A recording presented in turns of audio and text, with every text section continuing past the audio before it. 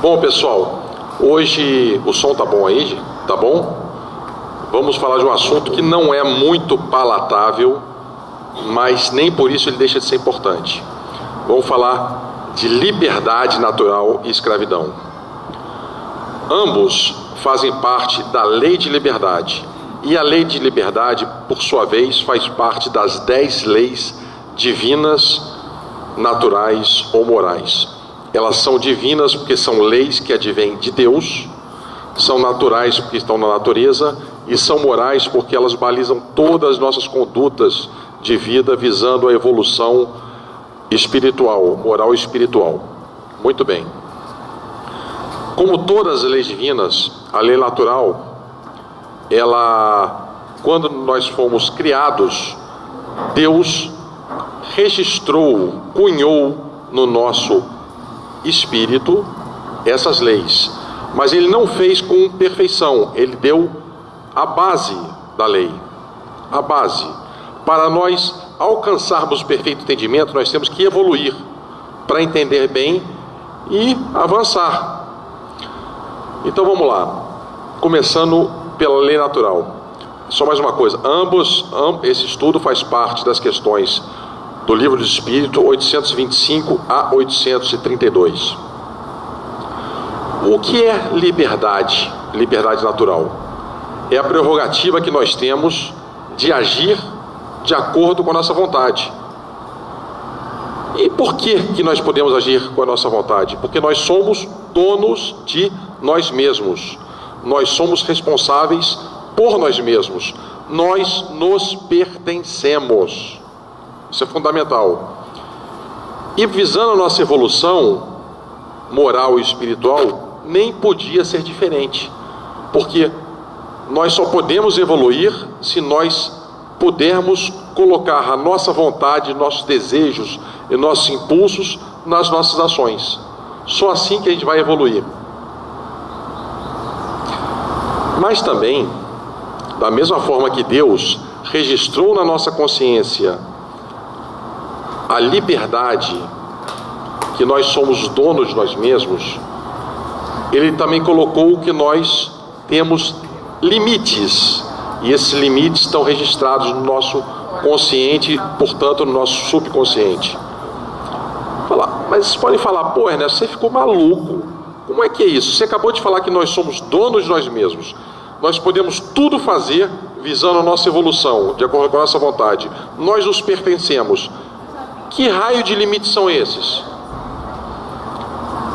Bom, nós precisamos viver em sociedade. Para evoluir, nós precisamos estar com o próximo. Vamos fazer uma metáfora, e esse é o momento que a Bel se esconde aqui de vergonha. Ela me deixa às vezes constrangido porque ela fica envergonhada. Vamos fazer uma metáfora aqui, bastante interessante e bem básica. Estou na minha casa, quero andar nu. É um direito que eu tenho? É. Posso andar nu na minha casa? Posso. Mas é carnaval. Vou botar um cocarzinho din-din para ficar mais bonitinho. Posso andar nu na minha casa de cocar din-din e ficar pulando lá, sozinho? Posso. É um direito que eu tenho? É. Legítimo? Legítimo. É sua vontade, é minha vontade, eu posso fazer. Mas espera aí, perdeu a graça. Eu não quero ficar pulando nu em casa de cocarzinho din-din. Eu quero ir para a rua. Pode? Pode. Deve? Não deve. E aí entra o que o apóstolo Paulo, foi João que falou, tudo posso, mas nem tudo me convém. Foi Paulo. Tudo posso, mas nem tudo me convém. A partir do momento que eu sair din-din pelado na rua, eu vou estar incomodando ou entrando no direito alheio. Posso fazer? Posso. Devo? Não deve. Não deve, vai estar incomodando e vai estar invadindo o direito do próximo. Isso significa viver em sociedade. Nós precisamos, para evoluir, viver em sociedade. E, sendo feitos, criados de forma idêntica, se eu tenho direito, você também tem, ela também tem. E nós temos que respeitar os direitos. Então, apesar de você ser dono de si mesmo, nem tudo você deve fazer, porque você vai estar invadindo o direito do próximo. Imagina uma senhora me olhando no dindinho na rua. Ela iria ficar horrorizada e logo eu ia estar invadindo um direito dela de não me ver. Isso é respeitar a individualidade alheia. Bom, aí nós chegamos a um segundo conceito de liberdade. Vamos olhar os dois. Qual é o segundo conceito de liberdade? Muito interessante. É o direito que você tem, ou que nós temos, de agir de acordo com nossos direitos, mas também de respeitar os direitos alheios. Qual é a diferença entre o primeiro conceito e o segundo conceito? O primeiro conceito, que é quando a gente tudo pode fazer de acordo com a nossa vontade, é um direito que está mais afeito ao nosso mundo, porque tem o nosso egoísmo, nossa vaidade, e nós achamos que tudo podemos, que tudo sabemos, em detrimento dos outros. Egoísmo, vaidade, orgulho.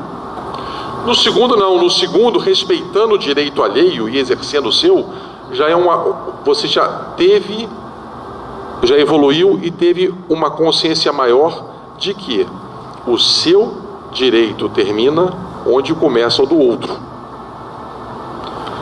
No nosso mundo, no mundo de provas e expiações, nós estamos mais no primeiro conceito ainda. Tudo posso, de acordo com a minha vontade. Dane-se o direito do outro, porque o meu vem primeiro. Ora, não deveria ser assim. Porque quando você fala em liberdade, quais são os tipos de liberdade? Gente, vocês podem falar, hein? Vocês podem falar, podem protestar, podem complementar, devem. Quais são os tipos de liberdade que existem? Liberdade do verbo, de falar, liberdade do pensar, liberdade do agir. E todos esses direitos de liberdade são fundamentais para que nós venhamos a evoluir. E esses direitos, eles são cerceados diariamente. Diariamente. Vamos mais um pouquinho além. E por que eu preciso do próximo para evoluir? Por que eu preciso viver de sociedade para evoluir? Eu queria viver num mosteiro sem ninguém, sozinho, olhando as borboletas, cultivando as minhas belas flores, vendo os bichinhos. Não quero viver com gente. Vou evoluir. E se eu estiver no centro de São Gonçalo, no centro de Noão, no centro do Rio, no sol de 40 graus, levando esbarrão, levando chute na canela, qual dos dois eu vou ter mais possibilidade de evoluir? No segundo, porque eu vou ter que tomar a minha fúria interior pelo aquele calor e aquele que me deixa rubro de nervoso, aquele calor de 40 graus. Segundo, que eu vou ter que perdoar aquele que me chutou a canela. Terceiro, que eu vou ter que conviver com aquele que não pensa igual a mim. É a diversidade. Eu vou ter que aceitar e conviver com a diversidade. E no mosteiro, lá isolado do mundo, vendo as borboletas coloridas, quem é o meu inimigo? Só eu. Vou conseguir melhorar? Dificilmente. Dificilmente. Só intelectualmente. Só intelectualmente. É o bastante? Gente, para a fila que tem do outro lado para reencarnar, e possivelmente nós, nem sempre, mas muitas vezes, nós fizemos parte dessa fila reencarnatória, clamando, pedindo pelo amor de Deus para vir para cá. Vou vir para cá para ficar contemplando? Ora, é o prenúncio de uma perda de uma oportunidade de existência, porque nós não estamos aqui para contemplar, nós estamos aqui para viver em sociedade, para nós exercitarmos o contraditório, para nós aprendermos, para nós evoluirmos, e só evolui se expondo. Quem se esconde dificilmente vai evoluir. Quando nós desencarnarmos, qual vai ser a nossa próxima oportunidade? Quantos séculos no nosso calendário a gente vai demorar para reencarnar? Será que nós vamos ter outra oportunidade reencarnatória antes do processo que nós já começamos de migração para um novo plano, para um novo mundo? Será? Se nós estamos aqui, não é melhor a gente vivenciar isso nesse momento? Não é mais barato? É mais prático. Bom, já vimos que a gente tem que evoluir, que a gente tem que viver em sociedade, que a gente tem que respeitar os direitos alheios. E por que a gente precisa disso? Porque nós fomos criados para sermos felizes. Mas eu não sou feliz. Mas foi criado para ser feliz. Mas eu não sou. Mas tem que se esforçar porque a gente tem que ser feliz. E como que a gente alcança isso? Evoluindo. E como que a gente evolui? Reencarnando. Ora, o que é a reencarnação? A reencarnação nada mais é, segundo Allan Kardec falou, de nós nascermos, morrermos e tornarmos a nascer tantas vezes quantas forem necessárias, visando nós atingirmos a nossa evolução. Isso é reencarnar. E reencarnar, nós precisamos reencarnar para evoluir. E para evoluir nós precisamos do outro. Ora, reencarnar é nós voltarmos, resgatarmos os nossos malfeitos das encarnações, das várias encarnações passadas, nós repararmos os erros do passado e nós aproveitarmos o momento para nos tornarmos dia após dia melhor, mais fraternos, mais condescendentes, mais amorosos, menos irritadiços. Isso é uma luta diária, nós vencermos a nós mesmos. Isso é evoluir. E aí a gente vai chegar à conclusão que, ora, eu queria viver sozinho. Mas se eu quiser viver sozinho, como é que eu vou reparar a falta com aquele irmão que na encarnação passada eu fiz o mal a ele? Eu não posso. Eu tenho que reencarnar com ele para reparar e resgatar o erro feito a ele. Não tem como. Vamos mais além. Uma coisinha interessantíssima. Nós estamos absolutamente interconectados, interligados. Pô, Ernesto, o que você quer falar com isso? Você está maluco? Não, eu quero falar que muitas vezes ações que intempestivamente nós tomamos, ou ações boas que nós tomamos, elas podem refletir numa centésima pessoa lá na frente que a gente nem sonha, que a gente não a conhece, mas nós temos ligação. Exemplo prático disso: peguem pecinhas de dominó, ponham em pezinhas. Você é a primeira, a sua esposa a segunda, a terceira é a sua filha, a quarta você não sabe mais quem é. Pega essas joga essa pecinha, aperte ela, vai derrubando uma atrás da outra. Lá na 30ª peça, vai sensibilizar vai ter uma reação àquela ação. Isso quer dizer que, se eu chutar a canela da minha esposa, ela vai reclamar para a amiga vai cumprimentar com o amigo, com o marido vai falar com o filho vai chutar o cachorro vai morder o vizinho. Então, muito cuidado, que as ações em cadeia acontecem, e nós somos responsáveis em parte por essas ações. Isso quer dizer que nós somos muitas vezes responsáveis por quem a gente nem imagina que exista. E essas pessoas se miram na gente, muitas vezes nos nossos modelos. Oi, Belmira, fala. Então, o exemplo que você está falando aí é de como está o mundo, né? Como? De como está o mundo. É o reflexo de todos nós. Gente, é aí que eu queria chegar. Quando a gente vai reencarnar não é para evoluir. O nosso compromisso, nós temos responsabilidade individual, que é com a nossa evolução, mas nós temos uma responsabilidade coletiva, que é com o próximo, com a sociedade e com a evolução do mundo. Pô, mas esse mundo é muito ruim. mas você ajudou a montar ele do jeito que está. Mas eu tenho horror, eu não penso assim. Mas você está ajudando na psicosfera desse planeta. E como é que eu faço para mudar isso? Revertendo o quadro, orando para minimizar, ajudando tantos quanto possa, porque esse momento que nós estamos interligados, são fundamentais. Um exemplozinho, vamos chutar a canela aqui. Oi? Vou dar um exemplo de mim mesmo. Depois de vários anos, tendo vira-lata em casa, consegui 2 pastoras alemãs, que é meu sonho. Maravilha! Minha casa tem tela. Aí vem um sem vergonha de um vira-lata de rua, querer namorar as minhas pastoras. Ora, não quero deixar meus pastores alemães cruzarem com o vira-lata. Sem vergonha, safado, salafrário, no meu modo de ver. E se fosse o Chico? Coitadinho do cachorro. Esse cachorro, ele merece um potinho d'água, ele merece uma casa, ele merece ser bem cuidado. Onde eu quero chegar?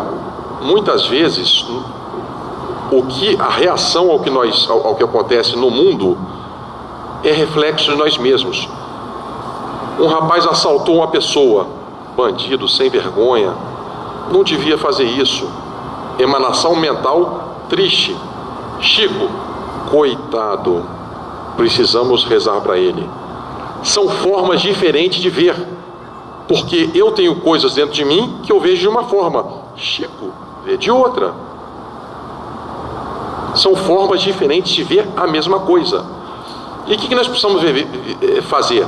Precisamos tentar modificar a nossa forma de ver essas coisas, com menos rancor, com mais respeito, respeitar as adversidades, curtir o amarelo quando a gente só gosta do azul, ao menos respeitar. Num fórum de estudos, escutar o que o outro falou. Às vezes a gente está falando a mesma coisa de formas diferentes, mas a gente tem que escutar. Muito bem. O nosso amigo Allan Kardec fez um questionamento.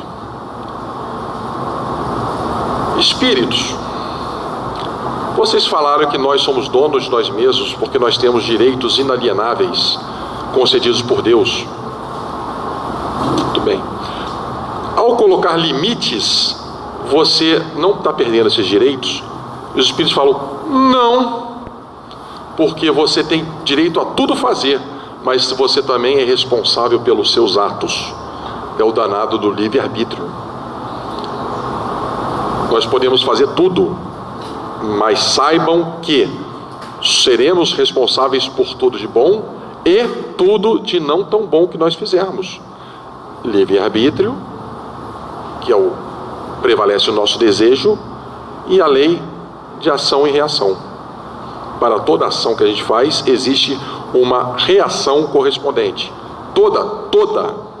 Pega a bolinha e taca na parede. Eu brincando de espingarda de chumbinho, um tempo atrás eu dei um tiro no poste, bateu no poste e foi na cabeça da Isabel. Reação.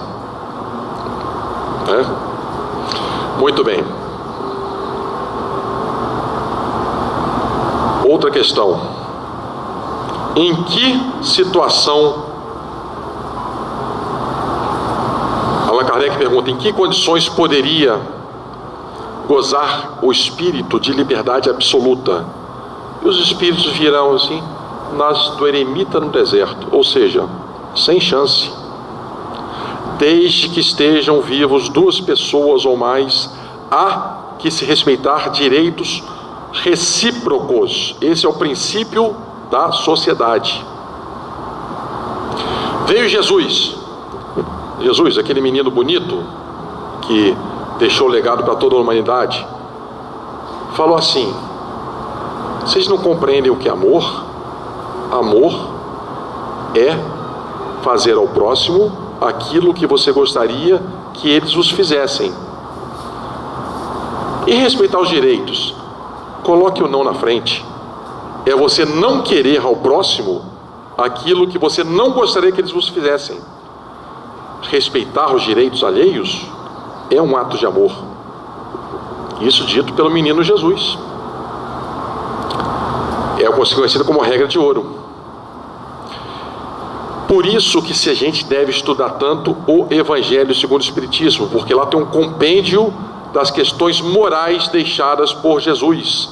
A regra do bem viver, a regra do bem relacionar-se, a regra de nos encantarmos mutuamente e nos vencermos mutuamente.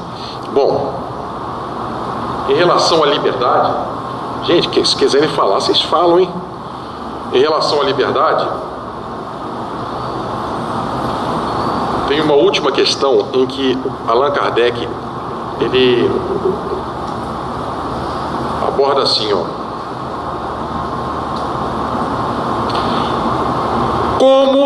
Olha só, gente, como conciliar opiniões liberais de certos homens com o despotismo utilizado no seu lar e com seus subordinados? Despotismo é a forma de governo em que impera a única vontade de uma pessoa.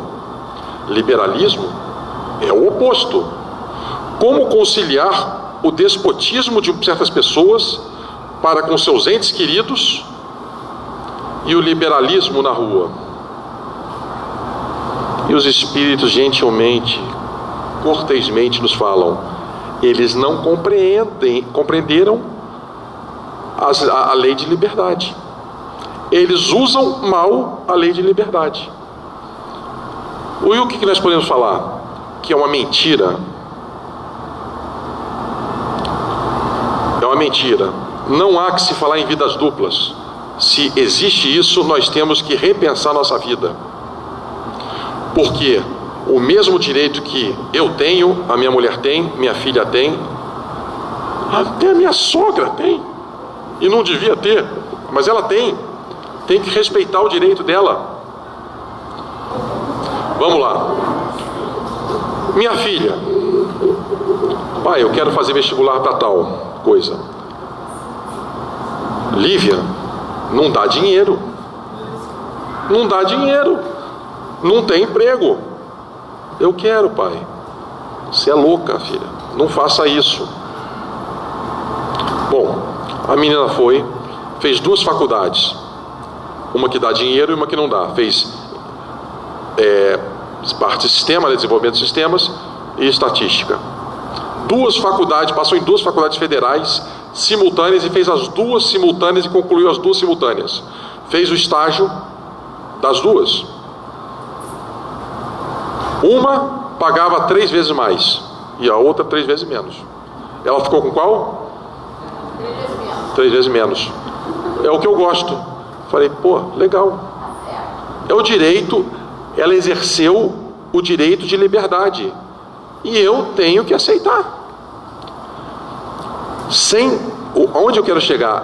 Sem a gente se tocar, muitas vezes ou algumas vezes, a gente pode estar usurpando um direito de alguém que está muito próximo da gente.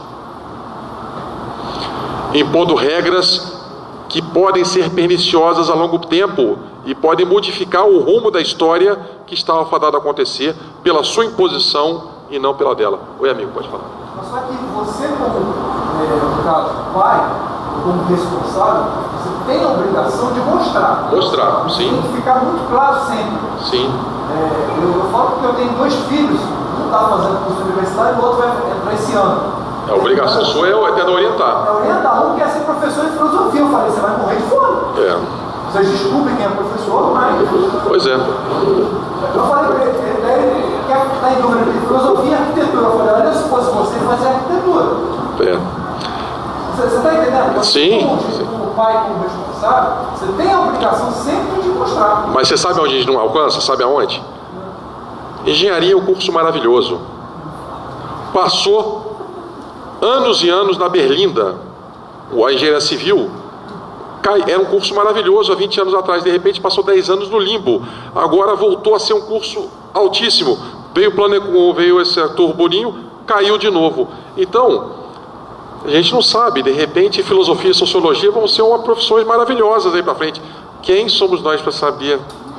Então, agora, dentro daquilo que a gente tem, dentro de nós temos a responsabilidade plena e o direito de orientar, mas também eu tenho o dever de aceitar. Por exemplo, namorado, não gostava do namorado dela, mas eu vou casar com ele? Não vou. Ele vai deitar na minha cama? Não vai, que eu não vou deixar. E aí? Não é um direito de escolha dela? É um direito de escolha. Filha, não vale nada. Eu quero. Então vai. Mas isso, gente, eu só estou falando isso para alertar. Estou trazendo um exemplo caseiro e deixando ele meio tragicômico aqui, para mostrar que às vezes a gente pode estar interferindo no direito dentro da nossa casa. Por quê? A minha mulher não devia ter os mesmos direitos que eu, mas ela tem. Porque ela me maltrata às vezes, mas ela tem direitos iguais. Minha sogra, eu tenho que aceitar minha sogra. Tem coisa mais triste do que isso? Tem que aceitar, cara. Paciência. Então é isso, gente. Em relação aos direitos de liberdade, as liberdades naturais, nós complementamos. Alguém quer complementar alguma coisa, perguntar alguma coisa? Vamos passar então para outra face da moeda. Quando não se dá liberdade, acontece o quê? Escravidão. O que é escravidão? Escravidão é quando alguém, por meio de força, se apropria da propriedade de outro. E como começou esse raio de escravidão? Lá 2, 3 mil anos atrás, como uma resultante natural das guerras, tudo era pela força, civilizações invadiam vilas, cidades, cidadelas e se apossavam. Quando se apossavam naquela localidade, se apossavam das pessoas junto. Com o tempo, o que aconteceu? Os escravos passaram a fazer parte fundamental do processo econômico. Só haveria riqueza com escravos. Sem escravos, não rola. E as pessoas foram conquistando e fazendo escravos e por aí vai. Os gregos eram mais sofisticados. E tem alguns pensadores, eu vou abordar disso só para vocês saberem, para ver se vocês se irritam também como eu me irritei com essa situação. Os gregos intelectuais, quando eles aprisionavam alguém, eles diziam: você virou meu escravo. Mas eu, como sou bonzinho, eu vou dar um direito para você escolher. Ou você vira escravo ou você morre. Então, tem alguns pensadores que acham que isso é uma forma de liberdade. Davam esse direito de escolha entre ser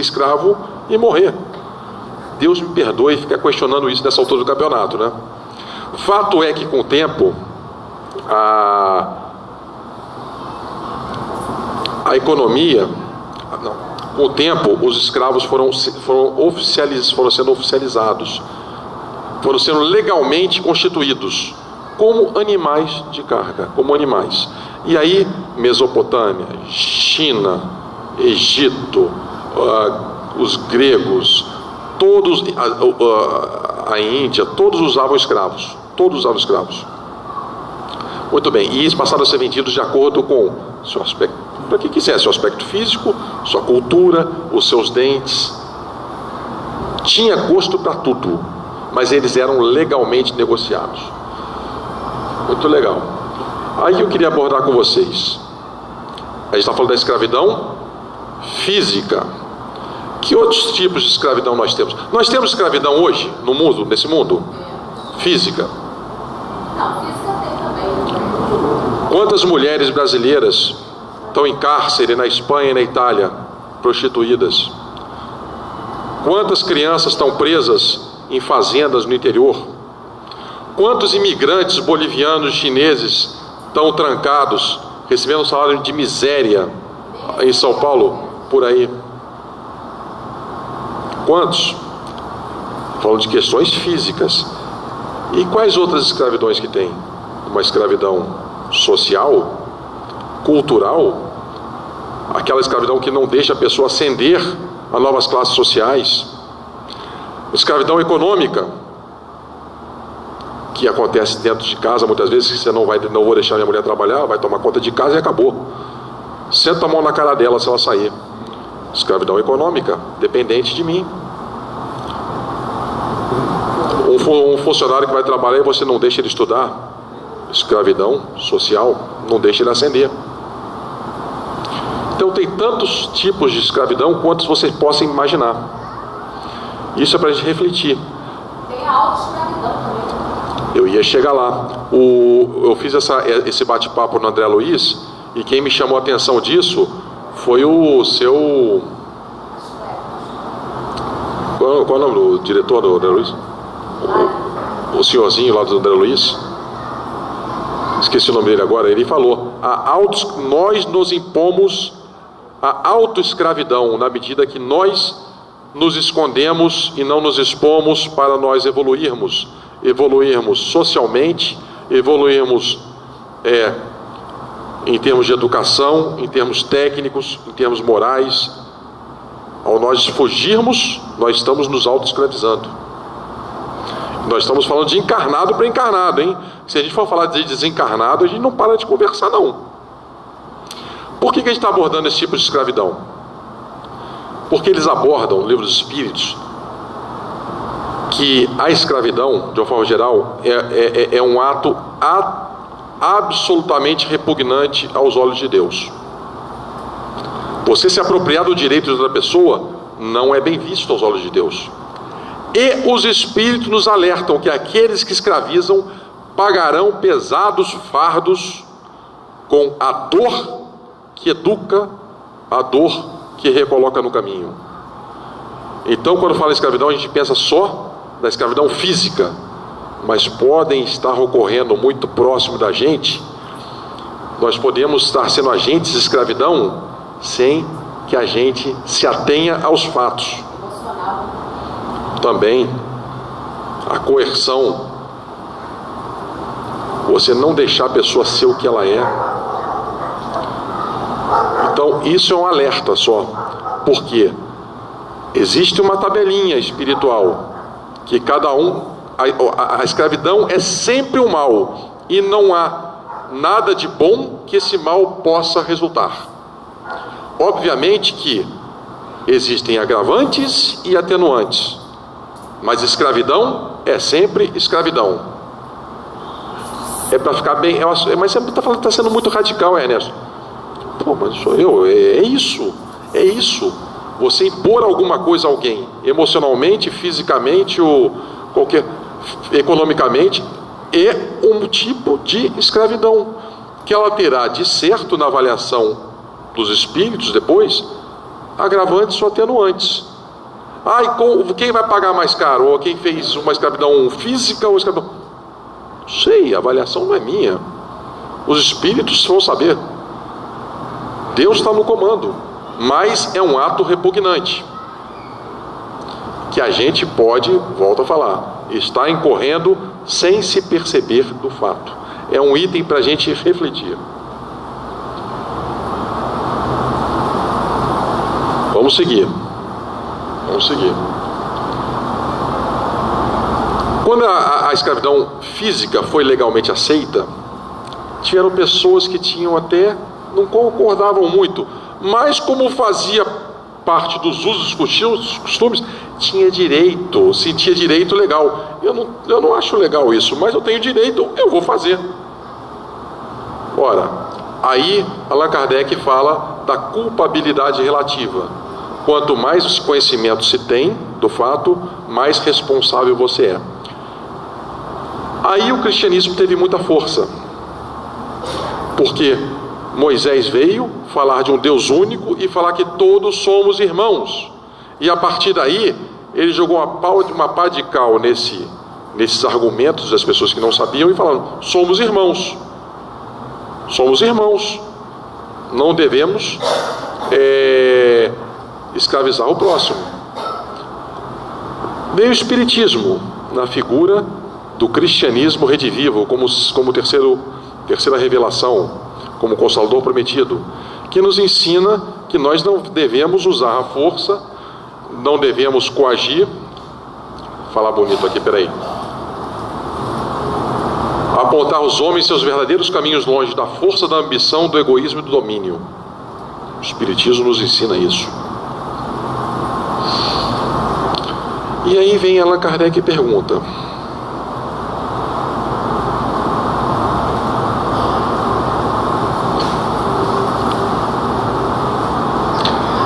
a desigualdade natural de certas raças colocam essas raças sob a dependência de outras mais inteligentes? Isso é fato? Mas Deus coloca aqueles com menos habilidade, menos inteligência ou menos estrutura com os mais inteligentes, para que os mais inteligentes ajudem a eles evoluir e não se utilizem da fraqueza do próximo para pisar, para tirar a esperança, para tirar o desejo de viver. É o contrário.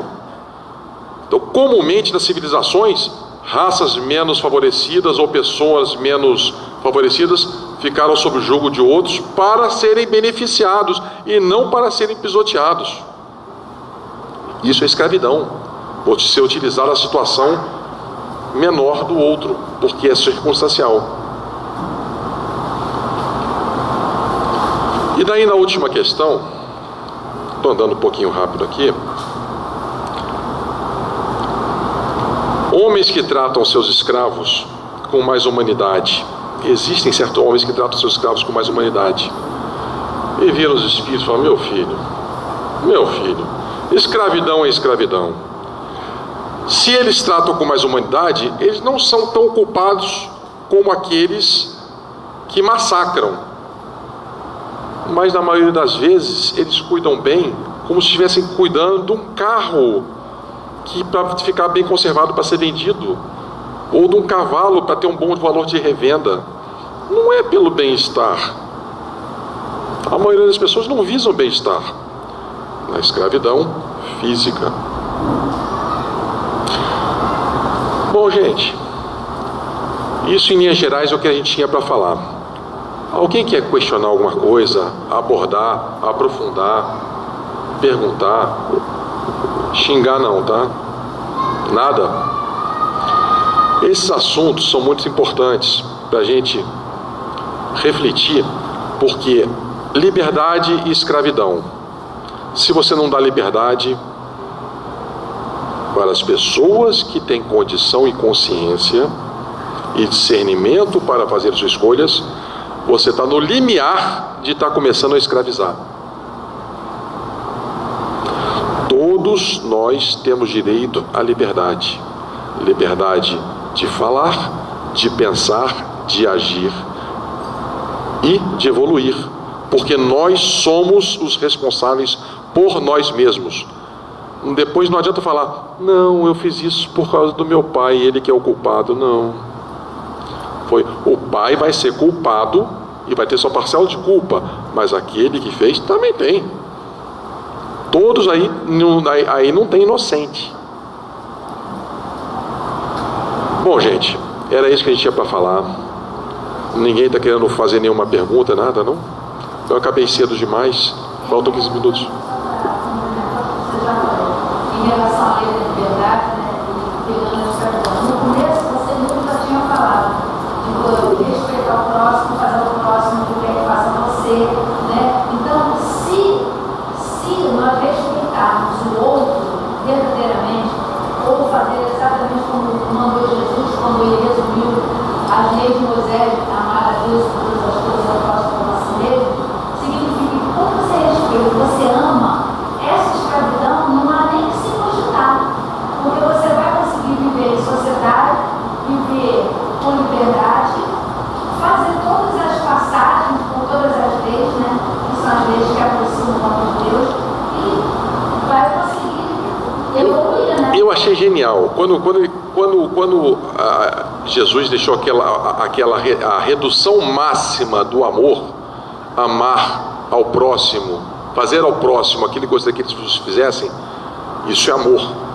Se você colocar um não na frente, não fazer ao próximo, é o direito à individualidade de cada um. Logo, com um não na frente ou sem um não, ambos são amor. Então você respeitar o direito do outro, os direitos fundamentais que estão nas leis divinas, todos que estão nas leis divinas, naturais ou morais, é você amar. E quando você ama verdadeiramente, você respeita verdadeiramente, você ama. E quando você ama, você tende a não cair nas armadilhas da vida, que muitas vezes te levam por caminhos que você acaba fazendo uma coisa que não queria estar fazendo, e você faz, às vezes, sem querer, por falta de reflexão, única e exclusivamente. Você falou também aí, você começou falando sobre a felicidade, e realmente bem isso, né, quando até foi um discurso das leis naturais, né, e ele fala que são leis de Deus, ele fala também que é o único caminho que leva o homem à felicidade, né, a questão 614, né, quando ele fala que a gente cumprindo as leis naturais, todas elas, as leis divinas, que é o caminho que ensina o homem o que ele deve fazer e o que ele não deve fazer para ser feliz na medida do possível no nosso planeta de volta. Eu não, é isso. E alguém já veio aqui falar das leis divinas, ô Belmira? Leis morais, divinas ou naturais? É fundamental saber que, assim como Moisés recebeu mediunicamente os 10 mandamentos, que era o balizamento divino para levar aquela multidão, as leis naturais, divinas ou morais, que são 10 também, é a atualização dos 10 mandamentos, numa forma muito mais extensa e muito mais ampla. Então todos nós devíamos, pelo menos, dar uma lida, porque isso ia ajudar muito a gente a entender o mundo que nós estamos, aonde nós devemos pisar, até onde nós podemos ir e como nós devemos respeitar o próximo. Por quê? Porque se nós fizermos isso, nós estamos evoluindo. E quem souber fazer tudo aquilo, não vai estar aqui, vai estar no mundo celestial. Então é fundamental. Gente, era isso. Vou poupar vocês aqui das minhas dores, tá? Eu, se fosse Belmira, não chamava mais, porque tem opções melhores por aí, mas estamos sempre dispostos a cobrir buracos, tá bom? É isso aí, gente. Um abraço.